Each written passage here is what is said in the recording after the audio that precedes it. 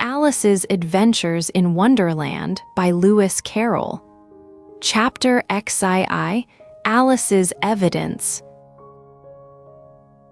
"Here," cried Alice, quite forgetting in the flurry of the moment how large she had grown in the last few minutes, and she jumped up in such a hurry that she tipped over the jury box with the edge of her skirt, upsetting all the jurymen onto the heads of the crowd below, and there they lay sprawling about, reminding her very much of a globe of goldfish she had accidentally upset the week before.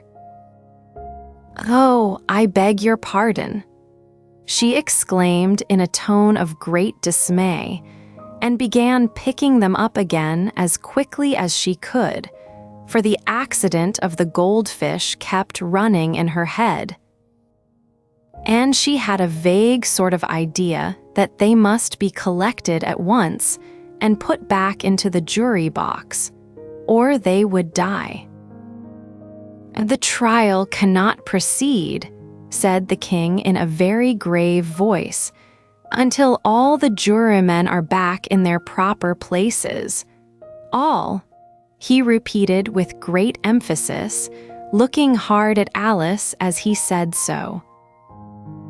Alice looked at the jury box and saw that, in her haste, she had put the lizard in head downwards, and the poor little thing was waving its tail about in a melancholy way, being quite unable to move.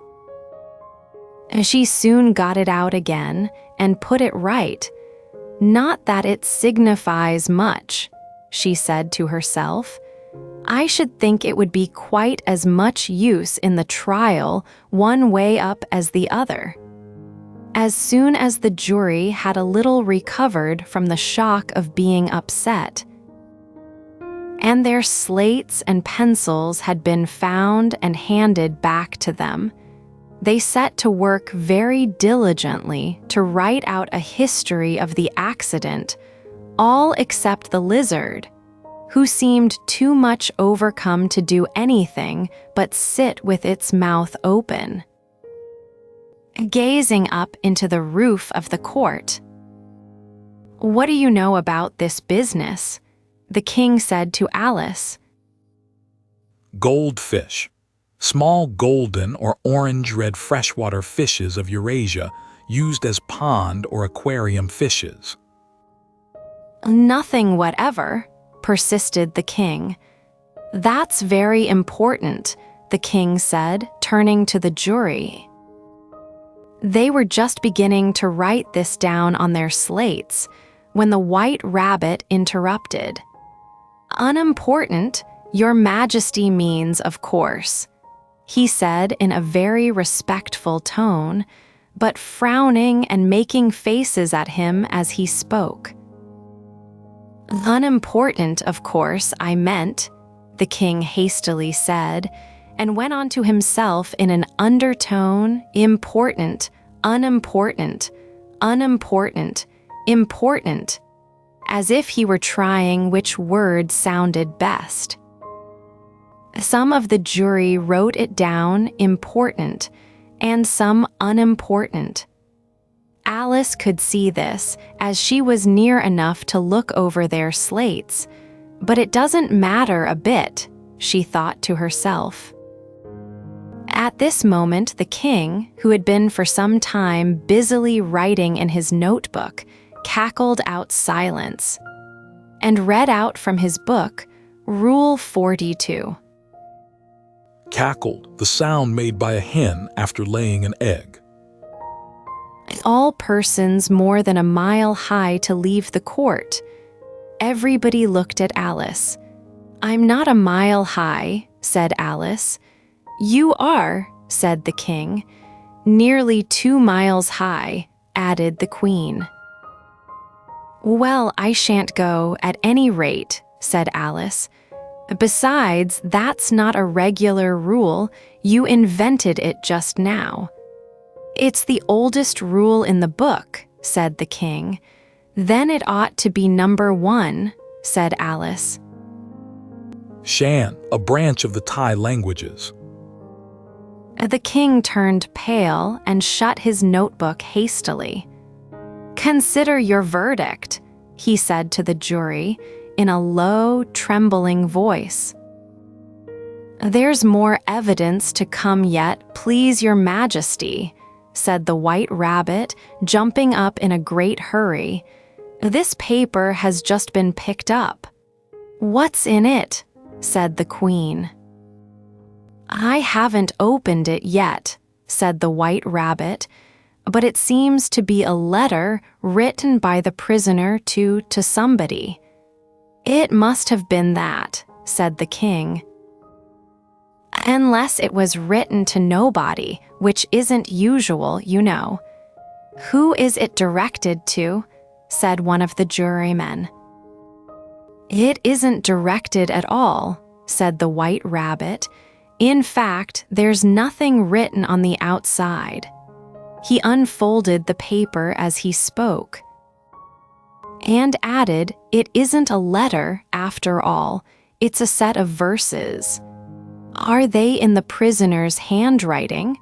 asked another of the jurymen. "No, they're not," said the White Rabbit, "and that's the queerest thing about it." The jury all looked puzzled. Handwriting right by hand. "He must have imitated somebody else's hand," said the king. The jury all brightened up again. "Please your majesty," said the knave, "I didn't write it and they can't prove I did. There's no name signed at the end." "If you didn't sign it," said the king, "that only makes the matter worse. You must have meant some mischief, or else you'd have signed your name like an honest man." There was a general clapping of hands at this. It was the first really clever thing the king had said that day. "That proves his guilt," said the Queen. "It proves nothing of the sort," said Alice. Clapping, a demonstration of approval by clapping the hands together. "Why, you don't even know what they're about. Read them," said the king. The White Rabbit put on his spectacles. "Where shall I begin, please your majesty?" he asked. "Begin at the beginning," the king said gravely, "and go on till you come to the end, then stop." These were the verses the White Rabbit read. "They told me you had been to her and mentioned me to him. She gave me a good character, but said I could not swim. He sent them word I had not gone. We know it to be true. If she should push the matter on, what would become of you? I gave her one, they gave him two, you gave us three or more. They all returned from him to you, though they were mine before." Gravely, in a grave and sober manner. "If I or she should chance to be involved in this affair, he trusts to you to set them free, exactly as we were.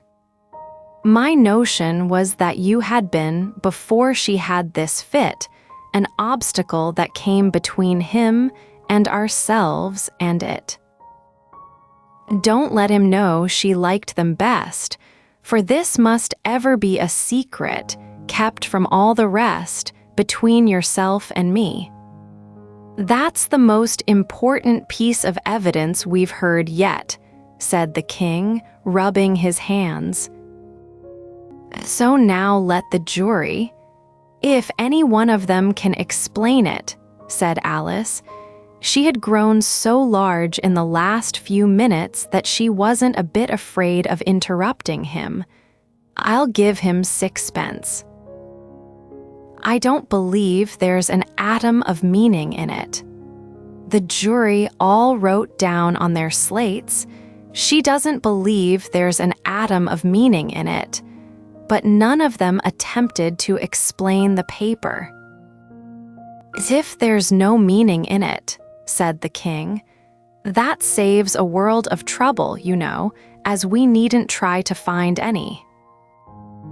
"And yet I don't know," he went on, spreading out the verses on his knee and looking at them with one eye.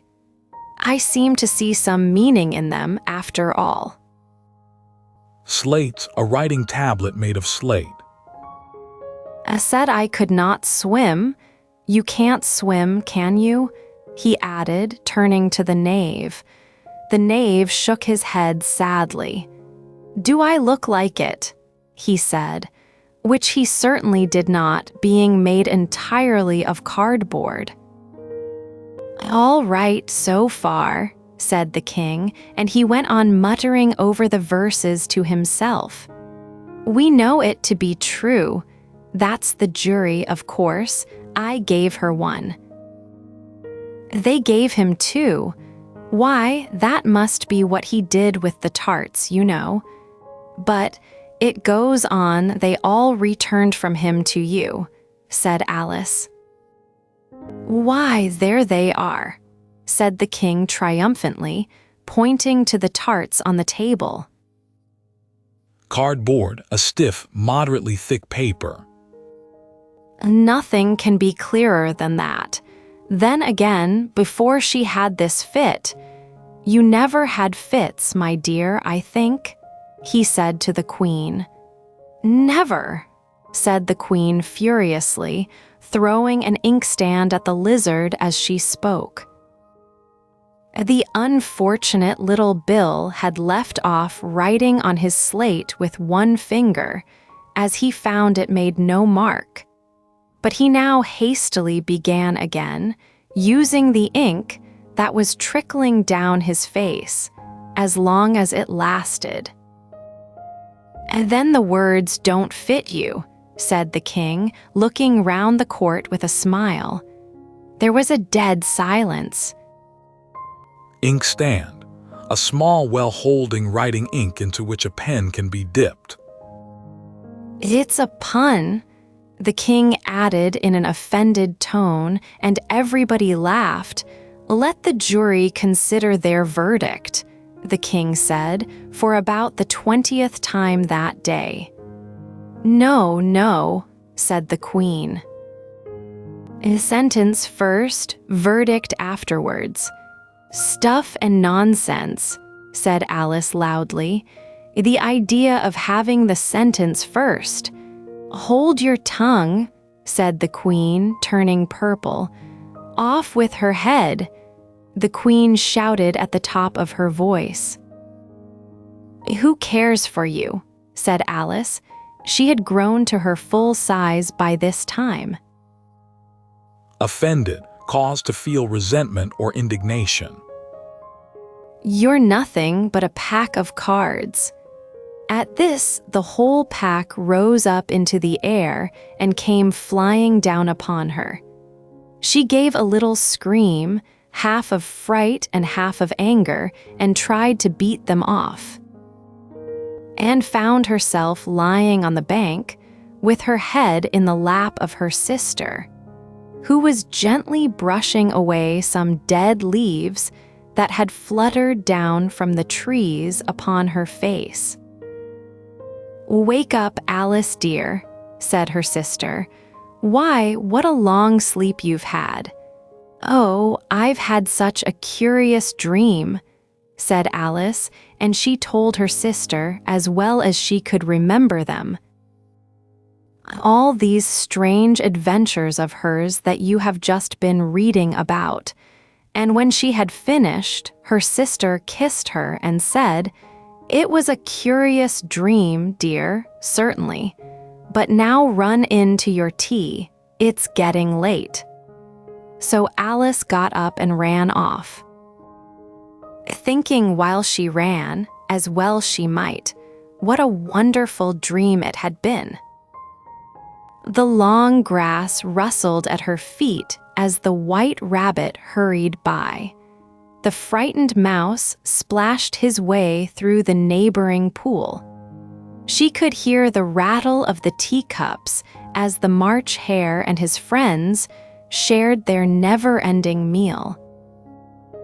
And the shrill voice of the queen ordering off her unfortunate guests to execution.